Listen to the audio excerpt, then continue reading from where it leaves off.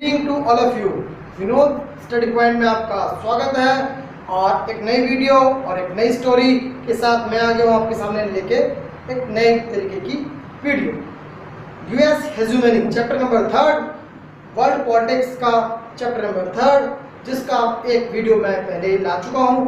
Previous video जो कि इस चैप्टर का फर्स्ट वीडियो था जिसमें कि हमने डिस्कस किया था फर्स्ट गल्फ वॉर को और बिल क्लिंटन और बुश की जो रूल करने की पॉलिसी थी, सिक्योरिटी पॉलिसीज थी जिसमें एक्सटर्नल और इंटरनल रूप से वो कंट्री को स्ट्रॉन्ग करना चाहते थे, उसके बारे में हमने स्टडी करा था।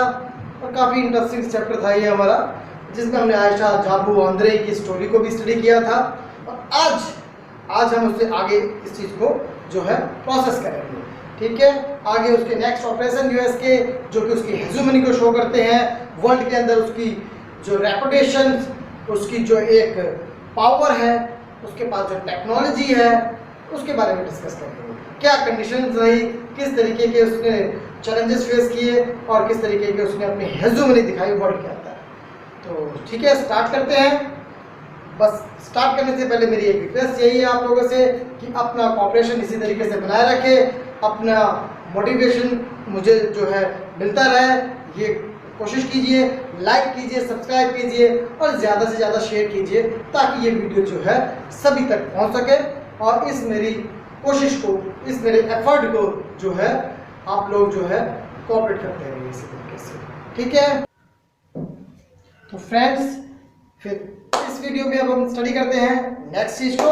लास्ट वीडियो में हमने देखा था कि प्रेसिडेंट, यूएस के जो प्रेसिडेंट थे बिल क्लिंटन के टाइम पीरियड की हमने जो ऑपरेशंस थे उनको स्टडी किया था लास्ट पॉइंट में अपनी वीडियो के में। और बिल क्लिंटन से पहले यूएस के जो प्रेसिडेंट थे, बिल क्लिंटन से पहले जो यूएस के जो प्रेसिडेंट थे वो थे George H W. Bush, right. George H W. Bush 1992 तक यूएसए के प्रेसिडेंट रहे थे। आफ्टर दैट 1992 में बिल क्लिंटन आ चुके थे, 1996 में अगेन वो आए और 2000 में बिल क्लिंटन जो है यूएस के प्रेसिडेंटशिप से चले गए, वो इलेक्शन हार गए और फिर जो प्रेसिडेंट बने, न्यू प्रेसिडेंट, वो सन थे, किसके बेटे थे वो? George H W. बुश। ठीक है, जॉर्ज एच.डब्ल्यू. बुश के बेटे न्यू प्रेसिडेंट बने 2000 में, right. George W. Bush, George H W. Bush उनके फादर थे, जॉर्ज डब्ल्यू. बुश जो है न्यू प्रेसिडेंट है। अब जॉर्ज डब्ल्यू. बुश 2000 में यूएस के प्रेसिडेंट बने और आफ्टर दैट एक बहुत बड़ा इंसिडेंट हुआ जो कि हम स्टार्टिंग में से हम यहाँ पढ़ेंगे, 9/11 अटैक। 9/11 अटैक हिस्ट्री के अंदर एक बहुत ही फेमस अटैक है और आप लोग अपने फैमिली मेम्बर से पूछ सकते हैं उसके बारे में, शायद आप लोगों को तो उसकी नॉलेज नहीं होगी, लेकिन ये बहुत ही फेमस इंसिडेंट रहा है, वर्ल्ड के अंदर बहुत फेमस इंसिडेंट रहा है, बहुत बड़ा टेररिस्ट अटैक रहा है। इतना बड़ा टेररिस्ट अटैक जो है वर्ल्ड के अंदर जो है शायद ही कभी पहले हुआ हो, कभी पहले इतना बड़ा अटैक नहीं हुआ जो कि यूएस के ऊपर अटैक हुआ, यूएस के शहर के ऊपर अटैक हुआ, न्यूयॉर्क के अंदर। न्यूयॉर्क में वर्ल्ड ट्रेड सेंटर की जो बिल्डिंग है उस पर अटैक किया गया था बेटा, वो बहुत ही फेमस अटैक है, वर्ल्ड ट्रेड सेंटर। ठीक है, 9/11 अटैक बोला जाता है। 11 सितंबर 2001 में यह अटैक किया गया था। ठीक है, अल-कायदा और तालिबान टेररिस्ट ग्रुप ने यह अटैक किया था। 11 सितंबर 2001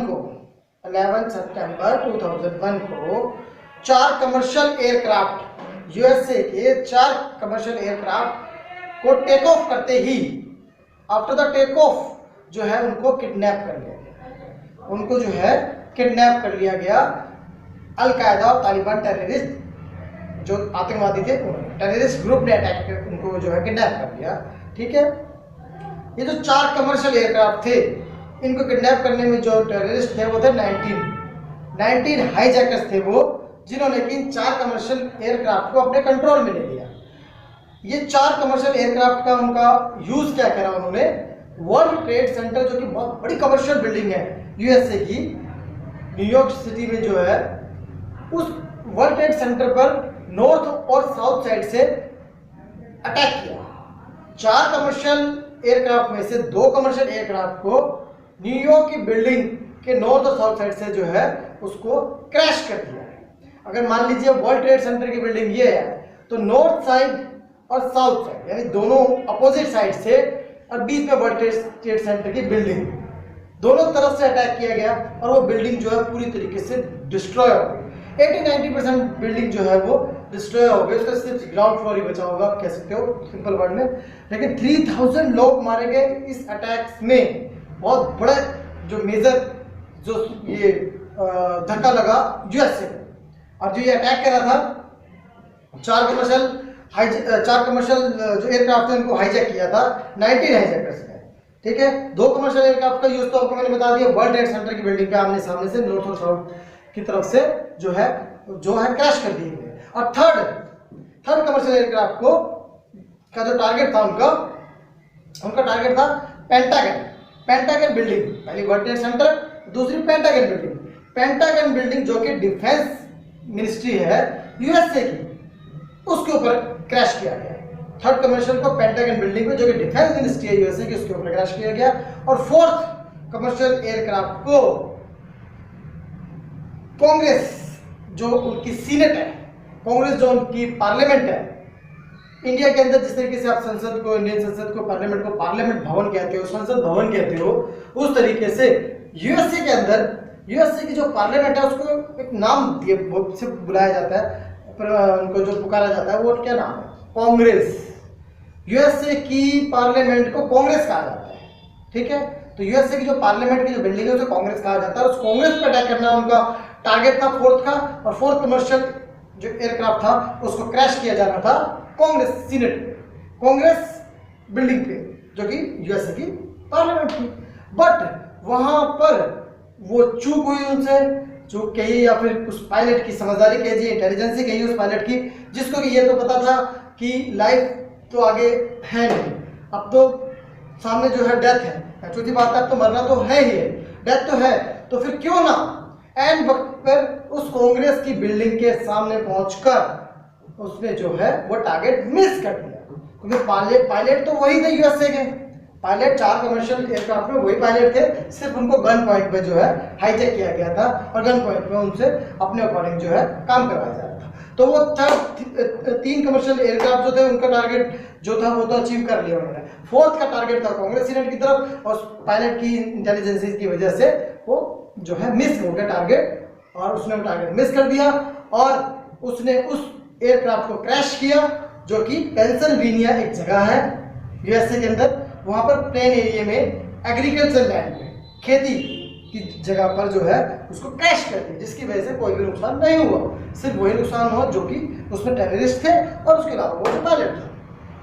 क्योंकि कमर्शियल एयरक्राफ्ट थे इसलिए उसमें पॉपुलेशन तो थी नहीं यूएसए की, क्योंकि उसमें तो फिर आपको पता है कमर्शियल का मतलब ये होता है कि भाई कोई यूएसए से रिलेटेड जो रिक्वायरमेंट्स होती है उससे वही पूरी वो चीज़ें होती है उसके अंदर। पर चलिए 4 कमर्शियल एयरक्राफ्ट थे जिनको हाईजैक किया था 19 हाईजैकर्स ने 11 सितंबर 2001 में, 11 सितंबर 2001 में, ठीक है ना। अब आपको पता चल गया कि 3000 सिटीजन मारे गए थे उसके अंदर। इतना बड़ा अटैक, इतनी बड़ी डेंजरस प्रॉब्लम कभी फेस करी थी यूएसए ने, शायद यूएसए को कभी इस चीज़ के बारे में याद होगा। बट एक इंसिडेंट आता है 1940 के आसपास का इंसिडेंट आता है आपका, शायद 1941 का इंसिडेंट है, जब सेकेंड वर्ल्ड वॉर चल रहा था तब जापान ने अटैक किया था यूएसए के ऊपर, तो तब यूएसए का इतना नुकसान हुआ था। बट वो टेररिस्ट अटैक नहीं था। इससे पहले 1814 में 1814 में भी एक ऐसा अटैक हुआ था उसके ऊपर, लेकिन वो भी टेररिस्ट अटैक नहीं था। मतलब टेररिस्ट अटैक इतना बड़ा कभी भी नहीं हुआ, लेकिन इतनी बड़ी जो उसको नुकसान पहुंचा, इतनी बड़ी त्रासदी जो यूएसए को फेस करनी पड़ी, वो इन इंसिडेंट में करनी पड़ी थी। उसके बाद उसने ऐसी कभी प्रॉब्लम को फेस नहीं किया जो उसने 9/11 में फेस करी, 11 सितंबर 2001। लेकिन इसको कहा जाता है 9/11 का अटैक। वो क्यों कहा जाता है उसके ऊपर भी काफ़ी बड़ा एक अच्छा इंटरेस्टिंग फैक्ट है। 9/11 अटैक से इसलिए कहा जाता है क्योंकि यूएसए के अंदर जो डेट लिखने का फॉर्मेट है वो उसमें मंथ पहले आता है और डेट बाद में आती है, ठीक है। 9/11 मीन्स 9 मीन्स मंथ सितंबर और 11 मीन्स डेट, और आफ्टर दैट 2001। इंडिया के अंदर पहले डेट आती है, आफ्टर दैट मंथ आता है और आफ्टर दैट ईयर आता है। इंडिया के अंदर 11/9/2001 और यूएसए के अंदर 9/11/2001, ठीक है। मोबाइल कंपनी आपको पता है कि बाहर की कंपनी के मोबाइल आजकल परचेज करते हैं तो उनमें भी फॉर्मेट होता है, तो आप देखते होंगे उनमें फॉर्मेट कई तरीके के होते हैं। किसी में डेट पहले होती है, किसी में मंथ पहले होता है, किसी में ईयर पहले होता है। तो वर्ल्ड के अंदर सभी कंट्रियां जो है अलग अलग तरीके से और लिखती है, इसीलिए पैटर्न मोबाइल में आपको मिलेंगे कि आप डेट पहले लिखना चाहते हो या मंथ पहले लिखना चाहते हो, क्योंकि वही मोबाइल जो है पूरे ऑल ओवर वर्ल्ड के अंदर बिक रहे हैं। तो इंडिया में उसमें डेट पहले लिखी जाती है क्योंकि इंडिया का पैटर्न इस तरीके का है, और यूएसए का पैटर्न है कि मंथ पहले लिखे जाते हैं, इसलिए वो फॉर्मेट दिया जाता है आपको मोबाइल वगैरह में। यानी कि डेट अटैक जो हुआ था 11 सितंबर 2001 में हुआ था, और 9/11 का अटैक इसलिए कहा जाता है क्योंकि उसमें मंथ पहले लिखते हैं। यूएसए में फॉर्मेट में, यूएसए के डेट के फॉर्मेट में मंथ पहले लिखा जाता है और डेट बाद में लिखी जाती है, इसलिए इस अटैक को 9/11 का अटैक कहते हैं। अच्छा, जब इतना बड़ा अटैक यूएसए के ऊपर हुआ तो नेचुरल सी बात है यूएसए जो है इस चीज को लेकर बहुत ज्यादा एंग्री था। तो उसने टेररिस्ट ग्रुप को खत्म करने के लिए, डिस्ट्रॉय करने के लिए जो है पूरे वर्ल्ड के अंदर ऑपरेशन चलाया। इस बात को लेकर उसको इतनी ज्यादा गुस्सा आया कि उसने पूरे वर्ल्ड के अंदर उस टेररिस्ट एक्टिविटीज को खत्म करने के लिए, चाहे वो वर्ल्ड के अंदर कहीं पे भी हो, एक ग्लोबल वॉर छेड़ दी। उसे कहा जाता है global war against terror, global war against terror, ठीक है, आतंकवाद के विरुद्ध विश्वव्यापी युद्ध हिंदी में कहते हैं इसको।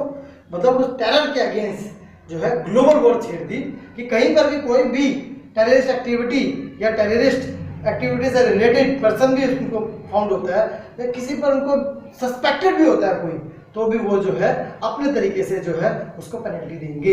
एक ग्लोबल वॉर छेड़ दी और उसके लिए उसने सभी तरीके के यूएनओ के इंटरनेशनल लॉ को भी निगलेक्ट कर दिया कि वो किसी इंटरनेशनल लॉ और ऐसे टेररिस्ट ग्रुप के लिए किसी तरीके के कोई ह्यूमन राइट्स को भी नहीं मानता, और वो उनको जो है अपने तरीके से अपने लॉ के अकॉर्डिंग जो है पेनल्टी देगा। और ग्लोबल वॉर छेड़ दी उसने वर्ल्ड के अंदर, जहां पर भी कोई एक्टिविटी होती थी वहां पर उसको स्पाइल करता था। और जिन्होंने अटैक किया था 9/11 का, अलकायदा और तालिबान टेररिस्ट ग्रुप, उनकी इनपुट मिली यूएसए को, और वो इनपुट मिली अफगानिस्तान के अंदर कि अफगानिस्तान के अंदर वो जो है उनके सीक्रेट ठिकाने जो है वो अफगानिस्तान के अंदर है। तो यूएसए ने जॉर्ज बुश की प्रेसिडेंटशिप के अंदर, जॉर्ज बुश उस समय के प्रेसिडेंट थे, तो उन्होंने एक्शन किया अफगानिस्तान के ऊपर, जिसे कहा गया operation and during freedom. Operation and during freedom उसे नाम दिया गया। 2001 में अटैक हुआ था 9/11 वाला, जो कि वर्ल्ड ट्रेड सेंटर और पेंटागन पे जो एयरक्राफ्ट क्रैश हुए थे उसका रिवेंज लिया।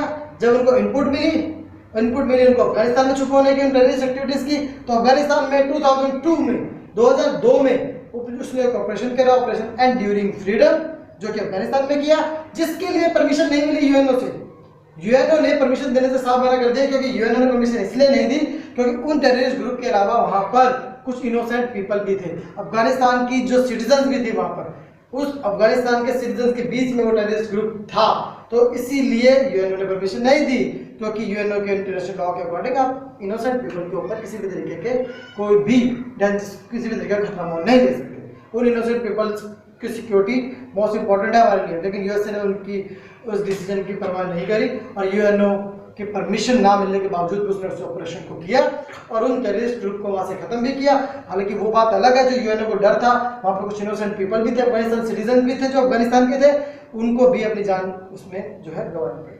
तो कहने का मतलब ये है कि यूएसए ने ऑपरेशन किया, यूएनओ की परमिशन के बिना किया, इनोसेंट पीपल की परवाह किए बगैर किया, लेकिन उन टेररिस्ट एक्टिविटीज को, उन टेररिस्ट ठिकानों को जो है डिस्ट्रॉय किया। 2002 ऑपरेशन एंड ड्यूरिंग फ्रीडम से कहा जाता है, ये ध्यान रखिएगा। यूएसए के इस ऑपरेशन में आपको एक चीज याद आई होगी दोस्तों कि इससे पहले यूएसए ने एक ऑपरेशन किया था अफगानिस्तान के ऊपर बिल क्लिंटन की प्रेसिडेंटशिप के अंदर। बिल क्लिंटन जब यूएसए के प्रेसिडेंट थे तब भी अफगानिस्तान पे एक ऑपरेशन इससे पहले यूएसए कर चुका था। तो अफगानिस्तान पे दो ऑपरेशन आपको याद रखने हैं। एक तो बिल क्लिंटन के टाइम पे जब उसके बेसिस पे अटैक हुआ था, जो कि मेरी प्रीवियस वीडियो में आप देख चुके हो, और ये second video operation and during freedom, operation and during freedom 2002, revenge of 9/11 attack. 9/11 attack जो उसके ऊपर हुआ था यूएसए के ऊपर, उसका रिवेंज लेने के लिए इनपुट मिलने के बाद ये अटैक करा था, ऑपरेशन एंड ड्यूरिंग फ्रीडम। ठीक है, इसके बाद भी यूएसए जो है यहीं स्टॉप नहीं हुआ और टेररिस्ट एक्टिविटी जितनी भी थी वर्ल्ड के अंदर, वहां पर जितनी भी एक्टिविटीज थी, कहीं पर भी कोई भी सस्पेक्टेड पर्सन अगर उनको मिलता था तो वो उसको अरेस्ट कर लिया करता था। पूरे वर्ल्ड के अंदर यूएसए ने जो है अपनी हेजोमनी के अकॉर्डिंग जो है अरेस्ट करना स्टार्ट किया। किसी भी सिटीजन, किसी भी पर्सन के खिलाफ अगर माइनर से भी कोई उसको सस्पेक्ट होता था, माइनर से भी कोई उसकी अगर इंफॉर्मेशन होती थी तो वो उसको अरेस्ट कर लिया करता था। इस चीज के लिए उसने इंटरनेशनल लॉ को भी फॉलो नहीं किया। इंटरनेशनल लॉ के अकॉर्डिंग ह्यूमन राइट का वर्णन किया। ह्यूमन राइट्स होते हैं हमारे कि हम कोई भी बड़ा से बड़ा क्राइम करें, बट हमारे कुछ ह्यूमन राइट्स है जो कि हमें उसके अकॉर्डिंग जो है हमें जो है कुछ राइट्स मिलने चाहिए, जिसके अकॉर्डिंग हमें लॉयर प्रोवाइड होना चाहिए, जिसके अकॉर्डिंग हमें कम से कम अपने आप को जो है इनोसेंट साबित करने के लिए जो है हमें अपना आर्गुमेंट रखने की परमिशन होनी चाहिए। बट ऐसा कुछ भी नहीं हुआ। यूएसए ने यूएनओ के किसी इंटरनेशनल लॉ को जो है फॉलो नहीं किया और पूरे वर्ल्ड के अंदर जो है अरेस्ट करना स्टार्ट किया गया। पूरे वर्ल्ड के अंदर काफी लोगों को अरेस्ट किया गया और उन सबको ऐसी जगह पर रखा गया जहां पर यूएनए के रिप्रेजेंटेड यूएनओ को भी उनसे मिलने की परमिशन नहीं थी। यूएनओ के किसी एजेंसी को, चाहे वो ह्यूमन राइट से रिलेटेड हो, चाहे वो हेल्थ ऑर्गेनाइजेशन से रिलेटेड हो, किसी भी एजेंसी को यूएसओ के इन क्रिमिनल्स जिसको यूएसए ने कहा उनको मिलने की परमिशन नहीं थी। उन टेररिस्ट एक्टिविटीज में किसी भी सस्पेक्टेड को वो अरेस्ट करके कहीं भी उसको रख सकता था और उसने ऐसा ही किया। पूरे वर्ल्ड के अंदर उसने कई सारी जो है गिरफ्तारियां करी गई, लोगों को जो अरेस्ट किया और किसी भी इंटरनेशनल लॉ को फॉलो नहीं किया और इस तरीके से उसने टेररिस्ट एक्टिविटी के अगेंस्ट जो है अपने ऑपरेशन चालू रखे। और उसके बाद जो आपके एनसीईआरटी में मोस्ट इंपॉर्टेंट ऑपरेशन आता है सन 2003 का। 19 मार्च 2003 को एक इराक इन्वेशन किया उसने। इराकी फ्रीडम कहा जाता है जिसको, ऑपरेशन इराकी फ्रीडम के नाम से कहा जाता है इसको। यहाँ पर यूएसए ने इस ऑपरेशन के थ्रू टेररिस्ट एक्टिविटीज की जो ग्लोबल वॉर छिड़ी हुई थी उसने वर्ल्ड के अंदर, उसी नाम से यहाँ पर भी ऑपरेशन किया और लोगों को ये मैसेज देने की कोशिश करी कि ग्लोबल वॉर जो है वो जो उसने वर्ल्ड में छिड़ी हुई है उसी में ये एक नया स्टेप है कि इराक के ऊपर अटैक करना। इराक के ऊपर अटैक करने का कारण उसने सबको यही दिया कि इराक जो है टेररिस्ट एक्टिविटीज की हेल्प करता है, उनको जो है फाइनेंशियल सपोर्ट देता है और साथ में इराक के अंदर उसने जो है टेररिस्ट एक्टिविटीज को जो है आश्रय दे रखा है। उसको जो है टेररिस्ट एक्टिविटी को जो है वो वहां पर अपने यहाँ पर जो है खूब सपोर्ट करता है। और इसी के साथ weapons of mass destruction, WMD कहते हैं जिसको शॉर्ट में, वेपन्स ऑफ मास डिस्ट्रक्शन एक वर्ड आता है, इसका ब्लेम लगाया उसके ऊपर। मतलब कहने का ये है कि ऐसे वेपन्स जो कि मास डिस्ट्रक्शन मतलब बहुत बड़े लार्ज स्केल पर जो है लोगों को नुकसान पहुंचा सकते हैं, ऐसे हथियार है इराक के पास जो कि सिर्फ कुछ लोगों को नहीं हजारों लाखों लोगों को एक साथ जो है खत्म कर सकते हैं। इतने खतरनाक इतने डेंजरस हथियार है इराक के पास, ये ब्लेम लगाया यूएसए ने उसके ऊपर WMD का, weapons of mass destruction. Hindi में कहते हैं इसको सामूहिक संहार के हथियार, जो सामूहिक रूप से मतलब ग्रुप में कई लाखों हजार लोगों को एक साथ खत्म कर सके, ऐसे डेंजरस हथियार है तो इराक के पास जो कि नहीं होने चाहिए वर्ल्ड के अंदर पीसफुल एनवायरनमेंट के लिए, इसलिए अटैक करना जरूरी है। और टेररिस्ट एक्टिविटी को सपोर्ट करता है, टेररिस्ट को उसने अपनी कंट्री के अंदर भी हेल्प दे रखी है, इसलिए अटैक करना जरूरी है। 19 मार्च 2003 को उसने अटैक करा और इस अटैक में उसका हेल्प करी 40 कंट्रियों ने उसकी हेल्प करी। 40 कंट्रियों ने, 40 कंट्रियों ने मिलकर वो अटैक किया था दोस्तों, 40 कंट्रियों ने। और 40 कंट्रियां क्यों उसकी हेल्प के लिए आई थी? नेचुरल सी बात है, यूएस की हेजेमनी चल रही थी पूरे वर्ल्ड के अंदर और साथ में वो जो है यूएस के साथ अपने रिलेशन जो है डेवलप करना चाहते थे, इसलिए उन्होंने उसकी हेल्प करी। फर्स्ट गल्फ वॉर आपको याद होगा, मेरी प्रीवियस वीडियो में 34 कंट्रियां थी उसके अंदर और इसमें 40 कंट्रियां थी। वो 34 कंट्रियां थी तब भी इराक के ऊपर अटैक हुआ था, ऑपरेशन गल्फ वॉर कहा गया का नाम दिया गया था। बट फर्क इतना है कि वो अटैक फिर भी जस्टिफाई कर सकते हैं यूएसए का, क्योंकि वो अटैक जो है इराक को कुवैत से निकालने के लिए था। इराक को कुवैत से जो है बाहर निकालना था उस वक्त, वो ज्यादा जरूरी था, इसलिए वो अटैक किया था। वो अटैक फिर भी जस्टिफाई कर सकते हो आप, लेकिन यहाँ पर ऑपरेशन इराकी फ्रीडम में 40 कंट्रियों ने हेल्प करी यूएसए की, वो उसका नाम है ऑपरेशन इराकी फ्रीडम। और वो जो 14 कंट्रियों ने का जो कॉलिशन है उसको एक नाम दिया गया coalition of विलिंग्स, coalition of willing नाम दिया गया उसको। हिंदी में कहते हैं उसको क्षेत्रीय आकांक्षाओं का महाजोड़, देख लेना एनसीईआरटी में।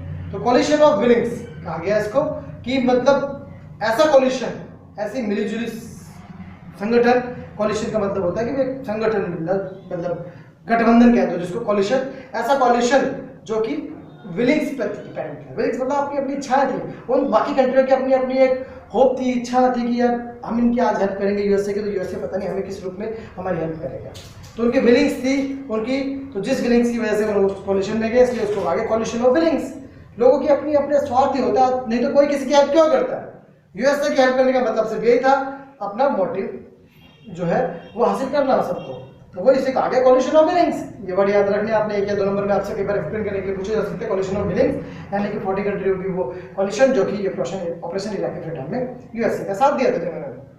अच्छा, उसके बाद सद्दाम हुसैन जो गल्फ वॉर में हारा था वो आज भी था 2003 में, बट इस वॉर के अंदर वो जो है वो उसकी डेथ हो गई। इस वॉर में सद्दाम हुसैन मारा गया और यूएस ने इजीली जो है सद्दाम हुसैन की जो उसके सोल्जर्स जो थे, इराकी सोल्जर्स थे, उनको इस वॉर में हरा दिया और ऑपरेशन इराकी फ्रीडम में इजीली यूएसए ने विन कर लिया। बट जितने ब्लेम यूएसए ने लगाए थे, ना टेररिस्ट एक्टिविटी मिली वहां पर, ना किसी तरीके के टेररिस्ट मिले वहां पर, और ना ही वहां पर वेपन्स ऑफ मास डिस्ट्रक्शन, किसी तरीके के कोई डेंजरस हथियार मिले वहां पर, ऐसा कुछ भी नहीं मिला वहां पर। जो यूएसए ने ब्लेम लगाया था कुछ भी नहीं मिला, और यूएनओ की परमिशन ना होने के बावजूद भी यूएसए ने अटैक किया था ये। तो वर्ल्ड के अंदर भी उसकी इमेज बहुत डाउन हो गई, क्योंकि यूएनओ के ऑपरेशन परमिशन के बावजूद भी अटैक करना और जो ब्लेम लगाए थे इराक के ऊपर, वो ब्लेम जो है गलत साबित हुए यूएसए के। तो यूएसए की इमेज को बहुत ज्यादा धक्का पहुंचा इससे। यूएसए की इमेज बहुत ज्यादा डाउन हो गई, वर्ल्ड के अंदर यूएसए की इमेज डाउन हो गई। और यूएसए ने मेन ये अटैक जो किया था फ्रेंड्स, वो किस लिए किया था? यूएसए ने मेन अटैक जो उसका असली टारगेट था वो था वहां के नेचुरल रिसोर्सेज। नेचुरल रिसोर्सेज मतलब वहां के ऑयल और मिनरल्स, रॉ मटेरियल, वहां का पेट्रोलियम सबसे ज्यादा इंपॉर्टेंट और सबसे रिच रिसोर्सेज है वर्ल्ड का। इस पेट्रोलियम की वजह से जितनी गल्फ कंट्री है ये सब की सब जो आज स्टैंड है अपने पैरों पे, चाहे वो इराक है, चाहे वो सऊदी अरेबिया है, चाहे वो ईरान है, सभी कंट्रियां जो है इस रिच रिसोर्सेज की वजह से ही अपने पैरों पे स्टैंड है।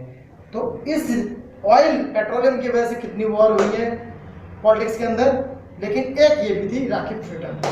तो असली मोटिव यूएसए का था वहां के नेचुरल रिसोर्सेज को अपने अंडर करना, टेक ओवर करना। बट वो कैसे टेक ओवर कर सकता था? क्योंकि इंटरनेशनल लॉ तो ये कहते हैं कि अगर आप किसी कंट्री के साथ कॉन्फ्लिक्ट होते हैं, अगर आप किसी तरीके के झगड़े में, वॉर में इंक्लूड भी हो जाते हैं, तो आप उस कंट्री को अपना कॉलोनाइज नहीं बनाओगे, क्योंकि कॉलोनाइज बनाना अब वो पुराने दिन नहीं रहेंगे, पुरानी बात नहीं रहेगी। कॉलोनाइज के अगेंस्ट था पूरा वर्ल्ड, और यूएनओ की एस्टैब्लिशमेंट भी इसीलिए हुई थी कि कोई भी कंट्री किसी को कॉलोनाइज नहीं बनाएगी, गुलाम नहीं बनाएगी अपना। वॉर होती है, वॉर होने के बाद आप अपनी बाउंड्री पे जाइए, वहां पर एक नई गवर्नमेंट क्रिएट करके आ जाइए बस।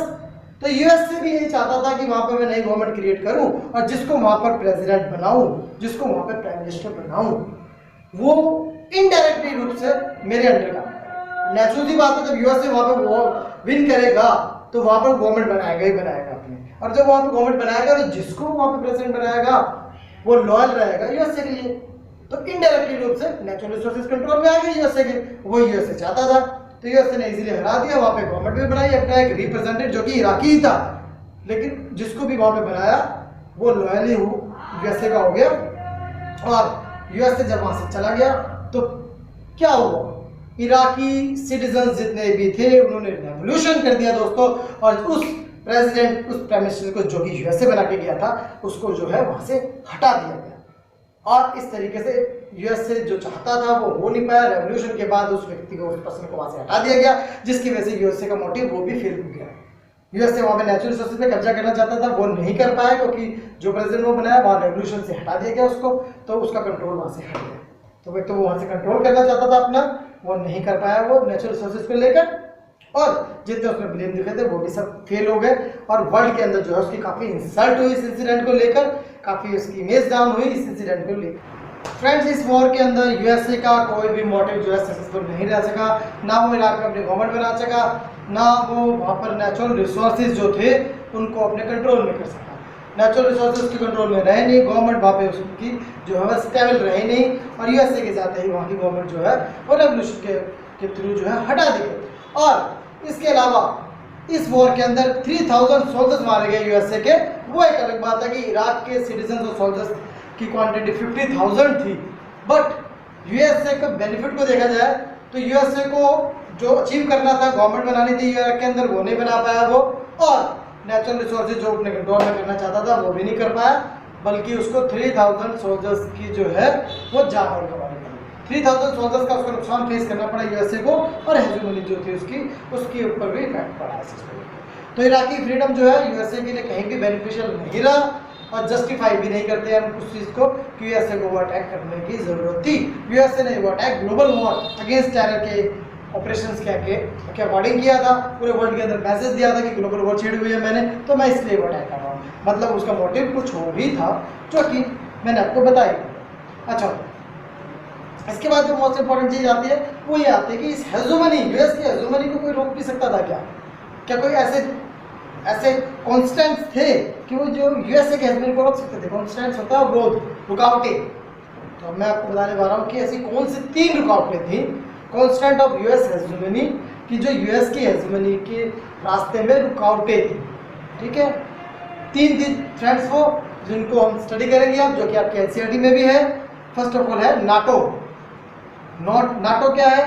एक मिलिट्री अलायंस है जो कि यूएसए का मिलिट्री अलायंस है, जिसमें कि यूएसए के अलावा 11 कंट्रियां और 12 कंट्रियां जिसके अंदर है, और वो सभी कंट्रियां जो है जब भी कभी कहीं ऑपरेशन करना है यूएसए को, तो उन सभी कंट्रियों को अपने साथ लेकर ऑपरेशन करना है, क्योंकि नाटो के अंदर सभी कंट्रियां हैं और जब तक सभी कंट्रियां एग्री नहीं होती तो यूएसए कोई भी ऑपरेशन नहीं कर सकता। सो यूएसए को कोई भी ऑपरेशन करना है तो वो नाटो की परमिशन जरूरी है उसके अंदर। तो सबसे बड़ा कॉन्स्टेंट तो यही है कि आपके लिए जो आप मेंशन कर सकते हो कि यूएसए के ऑपरेशन में नाटो की सभी कंट्रियों की परमिशन होना जरूरी है। तो एक तरीके से अगर वो रेडी नहीं है तो फिर यूएसए ऑपरेशन नहीं कर सकता। तो एक कॉन्स्टेंट तो आपका आता है नाटो। अब बात करते हैं दूसरे कॉन्स्टेंट। कॉन्स्टेंट ऑफ यूएस हेजोमनी क्या है? यूएस की गवर्नमेंट की इंटरनल स्ट्रक्चर और इंस्टीट्यूशनल स्ट्रक्चर। इंटरनल स्ट्रक्चर यानी कि उसकी आंतरिक बनावट, हिंदी में कह सकते हो। यूएसए की जो गवर्नमेंट है, यूएसए के अंदर डेमोक्रेसी है जिस तरीके से इंडिया के अंदर है, और यूएसए की जो गवर्नमेंट है वो 3 पार्ट्स में डिवाइडेड है। यानी कि उसका जो इंटरनल स्ट्रक्चर है, जो उसका इंस्टीट्यूशनल स्ट्रक्चर है, वो 3 पार्ट्स में डिवाइडेड है। तो यूएसए को कभी भी कहीं पर भी किसी तरीके की ऑपरेशन करने के लिए, किसी तरीके का एक्शन अगर कहीं पर भी लेना है, तो उसको गवर्नमेंट के उन 3 पार्ट्स में से जो है उसे पास करवाना पड़ता है। अगर एक गवर्नमेंट के किसी एक पार्ट्स में भी कोई प्रॉब्लम क्रिएट होती है तो यूएसए के लिए वो प्रॉब्लम रह जाती है और यूएसए उस एक्शन को नहीं कर पाता। तो गवर्नमेंट का इंपॉर्टेंट रोल है। गवर्नमेंट 3 पार्ट्स में डिवाइड है, इसलिए कह सकते हैं कहीं ना कहीं वो कांस्टेंट है। यूएसए को का जो डिसीजन है वो 3 पार्ट्स में से होकर जाता है, इसीलिए जब तक वो 3 पार्ट्स रेडी नहीं होते तब तक यूएसए कोई भी ऑपरेशन नहीं कर सकता। इसलिए एक तरीके से ये भी एक तरीके के कॉन्स्टेंट्स है। हालांकि मैं फ्रेंड्स आपको जो कॉन्स्टेंट्स बता रहा हूँ ये बहुत ज्यादा इंपॉर्टेंट नहीं है, क्योंकि यूएसए के जब कोई एक्शन लेना पड़ता है तो उसके 3 पार्ट्स में से वो पास हो ही जाता है। बट फिर भी कुछ हद तक का प्रॉब्लम हो सकती है। अगर कहीं पर कुछ तरीके का कोई ऑब्जेक्शन लग सकता है तो माइनर से जो भी उसके लिए कॉन्स्टेंट्स हैं वो हम स्टडी कर रहे हैं यहाँ पे। नाटो भी उसी के साथ आने वाली कंट्रीज हैं जो कि उसके ऑपरेशन में उसके लिए हेल्पफुल रहती हैं, लेकिन कहीं भी कभी भी कहीं क्वेश्चन मार्क कर सकती है क्रिएट। तो इस वजह से हम इसको स्टडी कर सकते हैं कि कभी 5 to 10% जो कॉन्स्टेंट्स अगर आते हैं उसके रास्ते में तो यही आते हैं। तो नाटो एक कॉन्स्टेंट है कि उसकी इंटरनल स्ट्रक्चर जो है उसका सेकंड आ जाता है, और लास्ट आता है आपका जो थर्ड है। थर्ड क्या है कॉन्स्टेंट यूएस के सामने?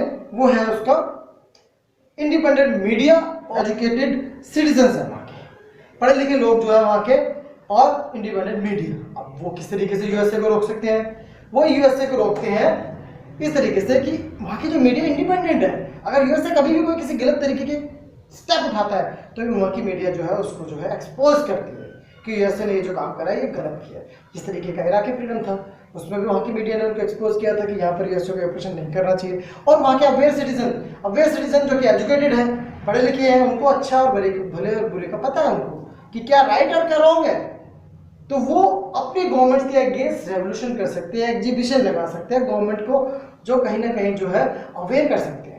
अब ये भी मैं आपको एक इंसिडेंट बताता हूँ, आपके एनसीईआरटी की बुक में आप नोट करोगे तो आपको मिलेगा। Iraqi freedom, operation Iraqi freedom हुआ था जिसमें कि 3000 सोल्जर्स मारे गए थे। मैंने आपको बताया था 3000 सोल्जर्स मारे गए थे यूएसए के। तो यूएसए की जो वहाँ की एजुकेटेड पीपल जो थे, वहाँ के अवेयर सिटीजन थे, उन्होंने क्या किया? इस ऑपरेशन के बाद वो यूएस गवर्नमेंट से इतना ज्यादा नाराज थे कि उन्होंने एक एग्जीबिशन लगाई। वो 3000 सोल्जर्स के शूज की एग्जीबिशन, जो 3000 सोल्जर्स मारे गए थे उनके शूज की एग्जीबिशन लगा दी, प्रदर्शनी लगा दी। वो गवर्नमेंट को कहीं ना कहीं टोन कसा उन्होंने कि गवर्नमेंट ये जो एग्जीबिशन हमारी लगाई है हमने, ये शहीद हुए उन सोल्जर्स के यूएसए के जो कि यूएस के गलत स्टेप की वजह से शहीद हुए। यूएसए को वहां पे कोई बेनिफिट नहीं मिला, बल्कि 3000 सोल्जर्स यूएसए के मारे गए। तो उसके लिए ये एग्जीबिशन लगाई, वहाँ के सिटीजन ने टोन कसा यूएसए की गवर्नमेंट को। तो वो कहीं ना कहीं टाइम टू टाइम जो है अपनी गवर्नमेंट को जो अवेयर करते रहते हैं, अपनी गवर्नमेंट को जो है अलर्ट करते रहते हैं राइट और रॉन्ग के लिए। तो इंडिपेंडेंट मीडिया और अवेयर सिटीजन वाकई इस तरीके से रोल प्ले करते हैं। तो कहीं ना कहीं वो कॉन्स्टेंट है यूएसए के लिए। ये 3 पॉइंट है जो कि आपको स्टडी करना बहुत ज़्यादा जरूरी है। तो काफ़ी इंटरेस्टिंग चैप्टर है टोटली आपका। इसकी शायद मैं तीसरा पार्ट तो आएगा ही आएगा, अगर फोर्थ पार्ट की जरूरत पड़ी तो वो भी लाना पड़ सकता है मुझे, क्योंकि काफ़ी लेंथी भी है और काफ़ी इंटरेस्टिंग भी है। तो मैं नेक्स्ट वीडियो लेके आऊँगा। फिर अभी इस वीडियो में यही ऑपरेशन इराकी फ्रीडम बताया, कॉन्स्टेंट्स ऑफ हेजेमनी बता दिया मैंने आपको क्या क्या कॉन्स्टेंट्स है। और उससे पहले 9/11 अटैक जो कि मोस्ट इंपॉर्टेंट है, एंड्यूरिंग फ्रीडम, वर्ल्ड के अंदर ग्लोबल वॉर छेड़ दिया था यूएसए ने, वो भी बताया मैंने आपको। 9/11 अटैक में 3000 सोल्जर्स मारे गए यूएसए के, वो भी मोस्ट इंपॉर्टेंट है। और जब से यूएसए एस्टेब्लिश हुआ है 1776 से, आई थिंक एस्टेब्लिश हुआ, तब से लेके यूएसए ने इतनी बड़ी प्रॉब्लम कभी भी फेस नहीं करी है जितनी कि उसने इस 9/11 अटैक में फेस करी थी। 1941 में जापान ने अटैक किया था, तब इतना नुकसान पहुंचा था उसको। और 1814 में जब ब्रिटेन ने एक बार उस पर इतना बड़ा अटैक किया था उसको नुकसान पहुंचा था, पर टेररिस्ट अटैक उसके ऊपर इतना बड़ा कभी नहीं हुआ। 1776 से लेकर जब से यूएसए एस्टेब्लिश हुआ है, तब से लेकर यूएसए ने इतनी बड़ी प्रॉब्लम कोई फेस नहीं करी जो 9/11 अटैक वाली प्रॉब्लम थी। ठीक है, आप एनसीईआरटी बुक में देखोगे, पिक्चर भी बनी हुई है उसमें, और देखोगे किस तरीके से उस पिक्चर से समझने की कोशिश करो 9/11 अटैक में क्या हुआ था। ठीक है, बाकी अब नेक्स्ट वीडियो में पढ़ेंगे अपना।